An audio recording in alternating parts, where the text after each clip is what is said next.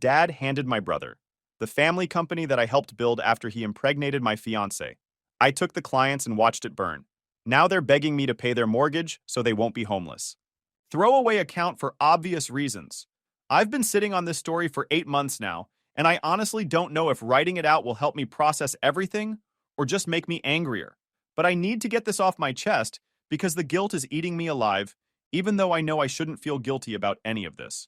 I 34, male, and until recently, I was the operations manager at Morrison and Sons Construction, my family's company that I helped build from a small residential outfit into a multi-million-dollar commercial construction firm.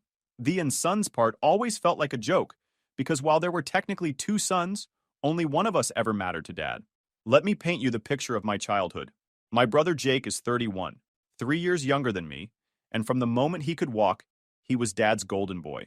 I'm talking full-on favoritism that would make anyone sick. Jake got the new cleats for baseball while I got the hand-me-downs. Jake got help with his homework every night while I was told to figure it out yourself. You're smart enough. When Jake crashed Dad's truck at 16, it was accidents happen, son. When I scratched the paint backing out of the driveway, I paid for the entire repaint job with money from my part-time job at the hardware store. The worst part wasn't even the obvious stuff. It was how Dad justified it. Jake needs more guidance, he'd say. You've always been the responsible one, Marcus. You don't need as much attention. Translation. Jake gets coddled because he's incompetent, and you get ignored because you're capable. Real healthy family dynamic there, right? This pattern followed us into adulthood and straight into the family business. Dad started Morrison and Sons when I was 12, just him and a couple guys doing kitchen remodels and bathroom additions. I started working summers when I was 14, not because I had to, but because I genuinely loved the work. There's something satisfying about building something with your own hands, seeing a project come together from foundation to final walkthrough. Jake, on the other hand, didn't show up until he was 19 and needed a job after flunking out of community college. Even then, he treated it like some temporary gig while he figured out what he really wanted to do. Spoiler alert, he never figured it out. By the time I was 22, I was running job sites. By 25, I was handling client relationships and project management. By 28, I was essentially Dad's right-hand man, coordinating everything from material orders to subcontractor schedules. I knew every aspect of that business inside and out. I could tell you the profit margin on any project, which suppliers gave us the best deals, and which clients were worth the headache. Jake spent those same years bouncing between different roles in the company. He tried sales for a while, lost us 3 major clients by promising timelines we couldn't meet, tried project management, had to be pulled off a job site after getting into a screaming match with the electrical contractor. Eventually, Dad just created this vague business development position for him, which basically meant Jake showed up when he felt like it and networked at industry events. But here's the thing that really gets me. Despite Jake's obvious incompetence, Dad kept talking about him like he was the future of the company. At family dinners, Dad would go on and on about Jake's people skills and his natural leadership abilities. Meanwhile, I'm the one who actually kept the business running day to day.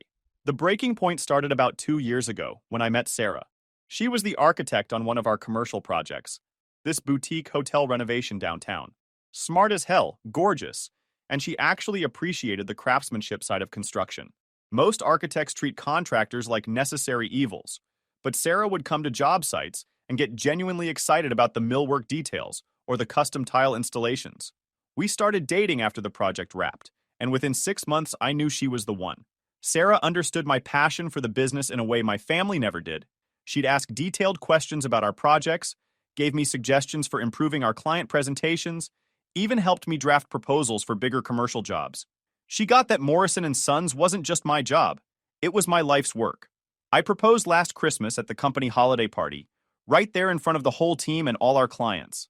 Dad gave this speech about how proud he was to have both his sons contributing to the family legacy and how excited he was to welcome Sarah to the Morrison family. Even Jake seemed genuinely happy for us, giving me this big hug and joking about how he never thought his boring older brother would land someone so far out of his league. Sarah and I started planning the wedding for this past fall. Nothing too fancy, just family and close friends at this rustic venue outside town. She was excited about joining the family business too. Had all these ideas about expanding into sustainable construction and green building certifications. We talked about buying a house, maybe starting our own family in a few years. I felt like everything in my life was finally clicking into place. That's when Dad dropped the bomb about succession planning. It was a Tuesday morning in March. Dad called me into his office, this cramped space in the back of our warehouse, where he'd kept the same metal desk and filing cabinets since 1995. He was sitting there with this serious expression, shuffling through some papers. "Son," he said, "I've been thinking about retirement lately. I'm 61, been doing this for over 20 years. Your mother wants to travel. Maybe get that RV she's been talking about."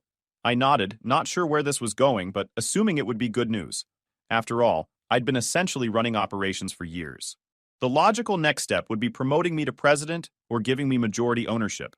"I've decided to hand over the company to Jake," he continued, like he was discussing the weather. "He's ready for the responsibility, and I think having his name officially on the business will motivate him to really step up." I just sat there for a minute, processing what he'd said. "Dad, are you serious? Jake barely shows up to work half the time. I'm the one who handles all the client relationships, manages the crews, coordinates with suppliers. You'd still be operations manager." He cut me off. "Jake would handle the big picture stuff, strategy, growth, that kind of thing. You're great at the day-to-day, Marcus, but Jake has vision." Vision. The guy who once scheduled 3 different job sites for the same crew on the same day had vision. "What vision exactly?" I asked, trying to keep my voice level. "The time he promised the Hendersons we could demo and rebuild their kitchen in a week? Or when he told the city we could finish the municipal building project 2 months early, and we ended up paying penalties for delays?" Dad's face got that stubborn look I knew too well. Jake's learned from those mistakes. He's matured a lot lately. And frankly, Marcus, your attitude is exactly why I think Jake should be in charge. You focus too much on problems instead of solutions. I walked out of that meeting feeling like I'd been sucker punched. 20 years of working my ass off for the family business, and Dad was just going to hand it over to Jake because he had vision. I drove around for 2 hours before I could even face going home to Sarah. When I finally told her what happened, she was as shocked as I was. "That makes no sense," she said. "You're the one who built up the commercial side of the business. Half our clients specifically request you for their projects." "Dad thinks Jake has better leadership potential," I said, still not quite believing it myself. "Leadership potential?" Sarah laughed, but not in a funny way.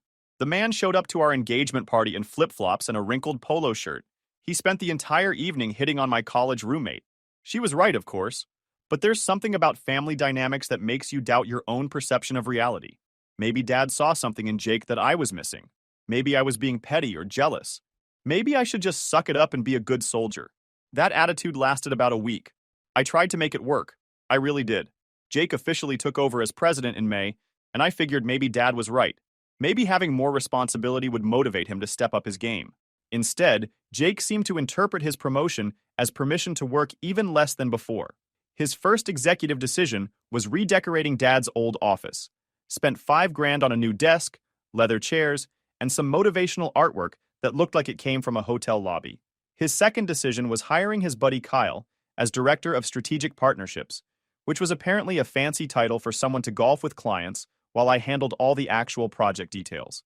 The real problem started when Jake began making promises to clients without consulting me or anyone else who actually understood our capabilities. He promised the Riverside Shopping Center we could handle their expansion and renovation simultaneously, a logistics nightmare that would require twice our normal crew size. He told St. Mary's Hospital we could install their new MRI suite in 3 weeks, when any competent contractor would know it takes at least 6 just for the specialized electrical work. Every time I tried to explain why his promises were unrealistic, Jake would wave me off. "Think positive, Marcus. We'll make it work." Then I'd spend the next few weeks scrambling to save the project, while Jake took credit for any successes and blamed me for any delays. The worst part was watching our reputation slowly deteriorate. We started missing deadlines regularly. Quality control went to shit because we were rushing to meet Jake's impossible schedules. I was working 70-hour weeks trying to keep everything together while Jake spent his afternoons at networking lunches and charity golf tournaments. Meanwhile, Sarah and I were planning our wedding for October. She was still excited about joining the family business, though she was starting to see firsthand how dysfunctional our management structure had become. She suggested a few times that maybe I should consider starting my own construction company, but I wasn't ready to give up on Morrison & Sons yet. It was still my family's business, still something I'd helped build from nothing. Then came the incident that changed everything. It was a Thursday in July. I'd been at the Riverside site all day, dealing with a concrete pour that had gone wrong. The crew had gotten the mix ratio wrong, and we were going to have to jackhammer out the entire foundation and start over.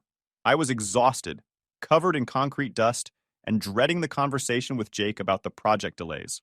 I got home around 9 p.m. expecting to find Sarah on the couch with her wedding planning binders, going over seating charts or vendor contracts like she had been every night for weeks.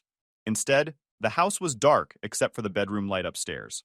I climbed the stairs quietly, figuring she'd fallen asleep reading, but when I got to the bedroom door, I heard voices. Sarah's voice and a man's voice. Not talking. The kind of voices you make when you're definitely not talking. For a second, my brain didn't process what I was hearing. Then I heard Jake's laugh, that distinctive chuckle he does when he thinks he's being charming, and everything clicked into place. I stood there for maybe 30 seconds, listening to my fiancé and my brother having sex in the bed I'd shared with her for the past year and a half. The bed where we'd planned our future together, where she'd said yes when I asked her to marry me.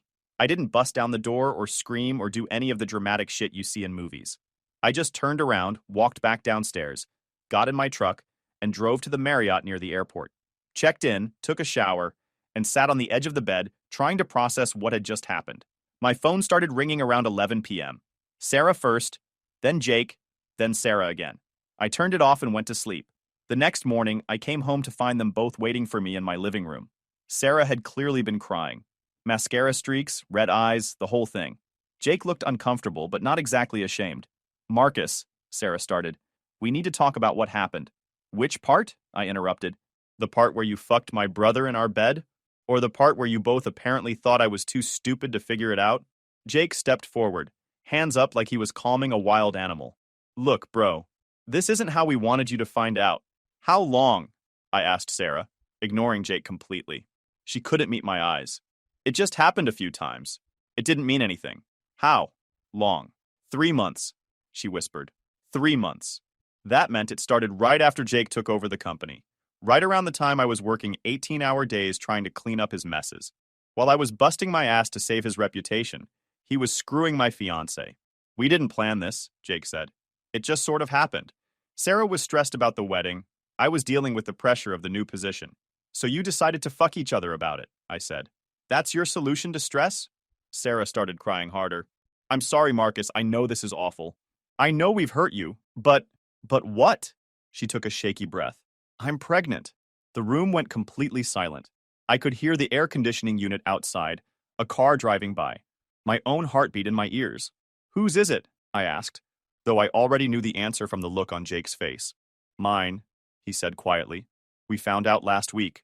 I sat down on my own couch, in my own house, and looked at these two people who'd just blown up my entire life. "Get out," I said. "Marcus, please," Sarah started. "Get out of my house. Get out now." They left, and I spent the rest of the weekend drinking beer and trying to figure out what the hell I was going to do next. Monday morning, I showed up at the office like nothing had happened. Jake was already there, looking nervous and guilty. Dad was in his old office, now Jake's office, going over some paperwork. I worked normally for about 3 hours, handling calls from subcontractors and checking on job sites. Around lunchtime, Dad called me in for a meeting. "Jake told me about the situation," he said without preamble. "I know this is difficult for everyone involved." "Difficult," I repeated. "That's one way to put it.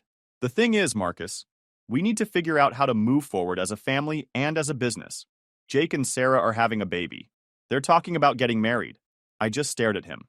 And I think it would be best for everyone if we handled this maturely. These things happen. People fall in love. We can't let personal drama interfere with the business. Personal drama. I was starting to feel like a parrot, just repeating back the insane things people were saying to me. "You're a good man, Marcus. You'll find someone else. In the meantime, we need you focused on the Riverside project. Jake's got enough stress right now without worrying about work issues, too." That's when it hit me. Dad wasn't just choosing Jake over me for the business succession. He was choosing Jake over me in every possible way. My brother knocks up my fiancé, and Dad's main concern is making sure Jake doesn't have to deal with any consequences. I spent the rest of that week in a weird haze, going through the motions at work while my personal life imploded around me. Sarah moved out of our house and apparently moved in with Jake at his apartment across town. The wedding was obviously off, though I was the one who had to call vendors and cancel everything. I lost the deposits on the venue, the caterer, the photographer, about $8,000 total. Jake avoided me at work, which was fine by me. Dad kept acting like nothing had happened, giving me project updates and asking about job site schedules like my entire life hadn't just been destroyed by his favorite son. The final straw came the following Friday. I was in the warehouse going over material orders when I overheard Dad on the phone with someone. I think it was his lawyer. Right. I want to make sure the ownership transition is clean, he was saying. Jake's going to be a father now. Needs the security of knowing the business is his. I want Marcus taken care of too, but Jake's got more responsibility now. He was changing his will. Not just handing over operational control to Jake, but actually rewriting the ownership structure so Jake would inherit the majority share of Morrison and Sons. The business I'd spent 20 years building was going to belong to the brother who'd stolen my fiancée and knocked her up. That weekend, I made some decisions. First, I hired a lawyer and started the process of dissolving my partnership agreement with Morrison and Sons. Dad had structured the business so that both Jake and I had small ownership stakes, with him retaining majority control until retirement. I wanted out completely. Second, I started reaching out to our biggest clients. Not to badmouth Jake or sabotage the company, at least not directly. I just started floating the idea that I might be available for independent consulting work, maybe starting my own construction firm focused on high-end commercial projects. The response was immediate and overwhelming. Turns out most of our major clients had been working with Morrison and Sons specifically because of me.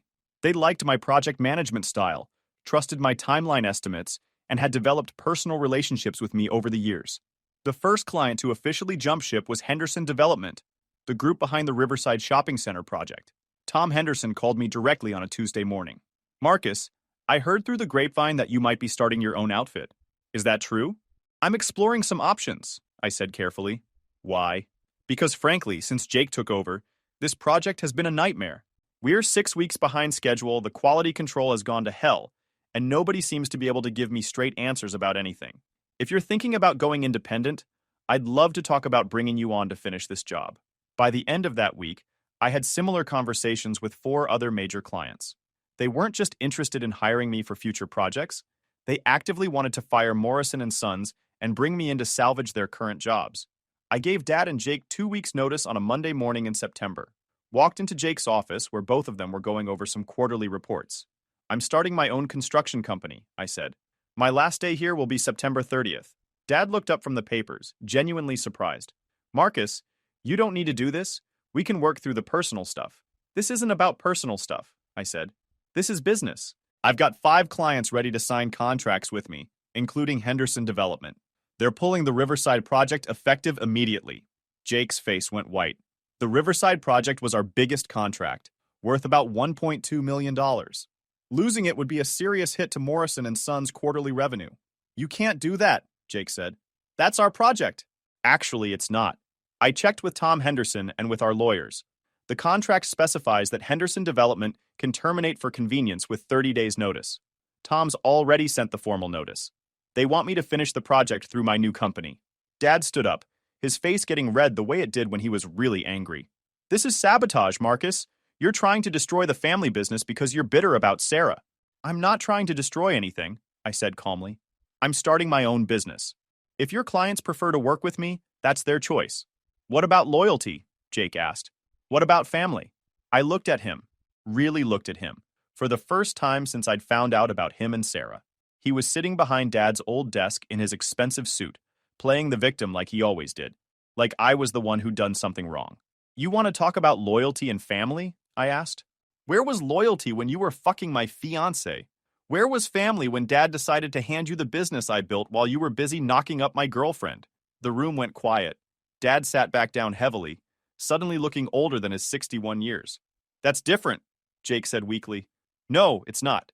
You made choices. I'm making choices. The difference is, my choices are legal and ethical. I left that day and never went back to Morrison and Sons. Started Blackwell Construction the next week, operating out of a rented office space downtown. Within a month, I had 8 full-time employees, all guys who'd worked for Morrison and Sons and wanted to come with me. The next few months were a blur of 16-hour days and 7-day weeks, but it was the good kind of busy. I was building something that was mine, with clients who appreciated my work and employees who respected my leadership. By Christmas, Blackwell Construction had completed 12 projects and had a waiting list of new clients. Meanwhile, Morrison and Sons was hemorrhaging money. Losing the Riverside project had been just the beginning. 3 other major clients terminated their contracts over the following months, citing project delays and quality control issues. Jake tried to compensate by taking on smaller residential jobs, but he didn't have the systems or relationships to manage that kind of volume effectively. I heard through the industry grapevine that they'd had to lay off half their crew by February. Dad came out of retirement to try to salvage things, but the damage was done. Clients had lost confidence in the Morrison & Sons brand, and word was spreading that the company was in serious financial trouble. I should probably mention that Jake and Sarah got married in a small ceremony in December. I wasn't invited, obviously. They had a baby girl in March, little Emma. By all accounts, she's a beautiful kid. I don't have any ill will toward the baby. None of this was her fault, but I also didn't feel any family obligations toward her or her parents. I'd started dating someone new, Rebecca, a project manager at one of the architectural firms I work with regularly. She's smart, honest, and most importantly, she's never slept with any of my relatives. We're taking things slow, but I could see a future with her. Life was good. I had a successful business, a great girlfriend, and I'd finally escaped the toxic family dynamics that had dominated my entire adult life. I felt free in a way I'd never experienced before. Then came the phone call that started all this guilt and confusion I'm dealing with now. It was a Sunday morning in June, about 10 months after I'd left Morrison & Sons. Rebecca and I were having coffee on my back deck, planning a weekend trip to the mountains. My phone rang, and I saw Dad's name on the caller ID. I almost didn't answer. We hadn't spoken since I'd left the company, and I figured he was probably calling to yell at me about something. But curiosity got the better of me. "Hello, Dad." "Marcus." His voice sounded different. Tired, defeated. "Can we talk?" "We're talking. I mean in person. Can you come by the house?" I looked at Rebecca, who shrugged and mouthed, "Your choice." I sighed and agreed to come by later that afternoon. My parents' house looked the same as always. The same brick ranch style they'd bought when Jake and I were kids. Same overgrown landscaping that Dad never quite stayed on top of. But something felt different when I walked in.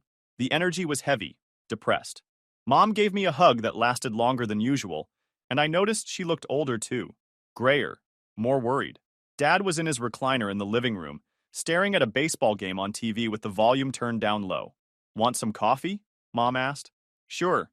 We sat around their old kitchen table, the same one where I'd done homework and eaten countless family dinners, where Dad had lectured me about responsibility and Jake about living up to his potential. It felt weird being back there as an adult, especially under these circumstances. "How's the new business going?" Dad asked, though he didn't sound particularly curious. More like he was stalling. "Good. Really good, actually. We're booked solid through the end of the year." He nodded, still not making eye contact. "That's good. I always knew you'd be successful." The silence stretched out until it became uncomfortable. Finally, Mom cleared her throat. "Marcus, your father has something he needs to tell you." Dad took a deep breath and finally looked at me directly. "We're losing the house." I blinked, not sure I'd heard him correctly. "What?" "The business is failing. Has been for months.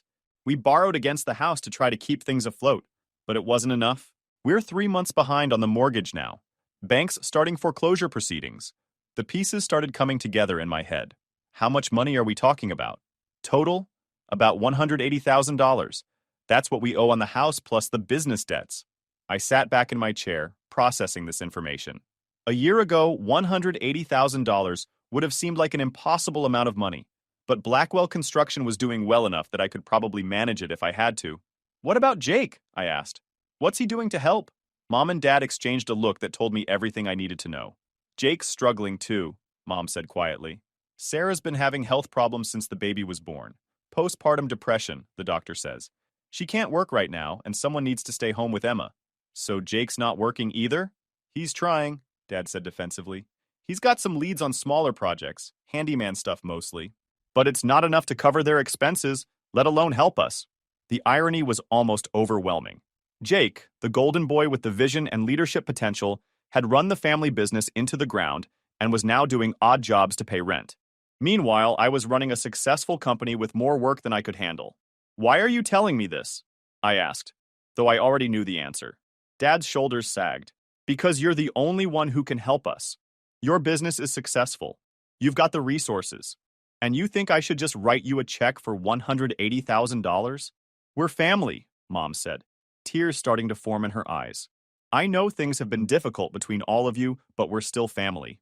I thought about that word, family. The same word Jake had thrown at me when I found out about his betrayal. The same word Dad used whenever he needed to justify his favoritism Or expect me to accept being treated like a second-class son? Where was family when you gave Jake the business I built? I asked. Where was family when he was sleeping with my fiancée? Where was family when you rewrote your will to make sure Jake got the majority inheritance? Dad winced like I'd slapped him. We made mistakes, Marcus. I made mistakes. I see that now. Now that Jake failed and you need my money. That's not, he started, then stopped. Yes, that's part of it. But also because I realized I was wrong about a lot of things. Jake wasn't ready for the responsibility. He didn't have the skills or the temperament. You did. You always did. It was the first time in my life I'd ever heard my father admit he was wrong about anything, especially anything involving his precious Jake. You should have been the one to inherit the business, he continued. You should have been the one I groomed for leadership. I let my feelings about Jake's struggles cloud my judgment about your abilities. Your feelings about Jake's struggles? I repeated. Dad, Jake didn't struggle. Jake was lazy and irresponsible, and you enabled him his entire life. I know that now, he said quietly. But he was always the one who seemed to need more help, more guidance. You were so capable, so independent. I thought you'd be fine no matter what. So you punished me for being competent. He nodded miserably. I see how it looks now. I see how unfair it was. Mom reached across the table and grabbed my hand. We know we don't deserve your help. We know we failed you as parents. But we're desperate, Marcus. We don't have anywhere else to turn. I pulled my hand away gently. What about Jake? What does he think about all this? Another exchanged look between my parents. He doesn't know we're asking you, Dad said. He'd be humiliated if he knew. His pride is more important than keeping a roof over your heads? He's struggling with a lot right now, Mom said. The failure of the business, Sarah's depression, trying to take care of Emma. He's not handling it well. Meaning he's drinking too much and sleeping too little and taking his frustrations out on everyone around him, Dad said bluntly. Sarah's talking about leaving him, taking the baby and moving back with her parents in Florida. Part of me felt satisfied hearing this. Jake's charmed life was finally catching up with reality. But another part of me, a part I didn't like very much, felt genuinely sorry for him. And for Emma, who didn't deserve to grow up in a broken home. Even if I wanted to help, I said, and I'm not saying I do, $180,000 is a lot of money. I'd have to liquidate investments, maybe take out loans against my own business. We wouldn't ask if we weren't desperate, Mom said, and we'd pay you back. Every penny. It might take years, but we'd pay it back. I looked around their kitchen, at the outdated appliances and worn linoleum floors, at my parents, who suddenly looked every one of their 60-plus years. These people had failed me in fundamental ways, had chosen my brother over me repeatedly throughout my life, but they were still my parents. I need time to think about this, I said finally. Dad nodded. Of course. Take all the time you need. How long before the foreclosure is final? 6 weeks, maybe 8 if we're lucky. I stood up to leave. I'll let you know something by the end of next week. Mom walked me to the door and gave me another long hug. Thank you for listening, she said. I know you don't owe us anything. Driving home, my head was spinning with conflicting emotions. Rebecca took one look at my face when I walked in and immediately asked what was wrong. I told her everything. About the failing business, the foreclosure, my parents' request for help. She listened without judgment, asking clarifying questions, but not offering advice until I was finished. What do you want to do? She asked finally. I honestly don't know. Part of me wants to tell them to figure it out themselves. They made their choices. They can live with the consequences. And the other part? The other part knows that if I let them lose their house, I'll probably regret it for the rest of my life. That maybe being the bigger person means helping them, even when they don't deserve it. Rebecca nodded thoughtfully. Can you afford it? Financially, I mean? Yeah, I can afford it. It would hurt, but I could make it work. Then maybe the question isn't whether you can afford to help them, but whether you can afford not to. Over the next few days, I found myself thinking constantly about my parents' request. I talked to my lawyer about the legal implications, my accountant about the financial impact, and even a therapist about the emotional complexity of the situation. The therapist, Dr. Martinez, helped me understand some things about my family dynamics that I'd never fully grasped before, about how birth order and parental expectations can create lasting patterns of favoritism and resentment, about how children often internalize their parents' treatment of them as reflections of their own worth. It sounds like you've spent your adult life proving your value through achievement, she said during our second session. Building a successful business, maintaining client relationships, being their responsible son. But now you have an opportunity to define your own values independent of their approval. Meaning what? Meaning you can choose to help them, because it aligns with who you want to be, not because you're trying to earn their love or prove your worth. That perspective helped clarify things for me. I didn't want to help my parents because I thought it would finally make them appreciate me. I was past needing their validation, but I also didn't want to withhold help out of spite or revenge. Neither approach would make me feel good about myself in the long run. A week after our conversation, I called Dad and asked him to meet me at a coffee shop downtown. I wanted to have this conversation on neutral ground, away from the emotional weight of their house or my office. He showed up looking nervous and hopeful, wearing the same button-down shirt and khakis he'd worn to every important meeting I could remember from my childhood. "I'll help with the house," I said without preamble. "But there are conditions." His face lit up with relief. "Of course. Whatever you need. First, I'm not giving you the money. I'm buying the house from the bank and you'll pay me rent until you can either buy it back or find somewhere else to live." He nodded eagerly. "Second, Jake doesn't get to know about this arrangement unless you decide to tell him. I don't want him thinking he can come to me for money every time he screws up." Understood. "Third, this doesn't change anything between us. I'm not doing this to reconcile or rebuild our relationship. I'm doing it because I don't want to see you and Mom homeless. But I'm still not interested in family dinners or pretending everything's fine." Dad's expression fell slightly, but he nodded again. "I understand. And Marcus? Yeah? Thank you. I know I don't have any right to ask this of you, and I know you don't owe us anything. But thank you." The financial transaction took about 3 weeks to complete. I bought my parents' house from the bank for $165,000, covering their back payments and outstanding debts. They pay me $1,200 a month in rent, enough to cover the property taxes and maintenance, with a little left over toward eventual equity. Jake never found out about the arrangement. My parents told him they'd worked out a payment plan with the bank, and he was apparently too focused on his own problems to ask follow-up questions. Sarah did leave him, just like my parents had predicted. Moved back to Florida with Emma in August, leaving Jake alone in his apartment with child support payments he can barely afford. I heard through Mom that he's been trying to rebuild Morrison and Sons, taking on small residential jobs and handyman work, but it's slow going. I feel bad for him, honestly. Not because I think he deserves sympathy, but because watching someone's life fall apart is never pleasant, even when they brought it on themselves. And I feel especially bad for Emma, who's going to grow up with parents who live 800 miles apart, and a father who's struggling with depression and alcohol. But I don't feel responsible for fixing Jake's problems. He made choices that destroyed his marriage, his relationship with his daughter, and his career. Those are consequences he needs to face on his own.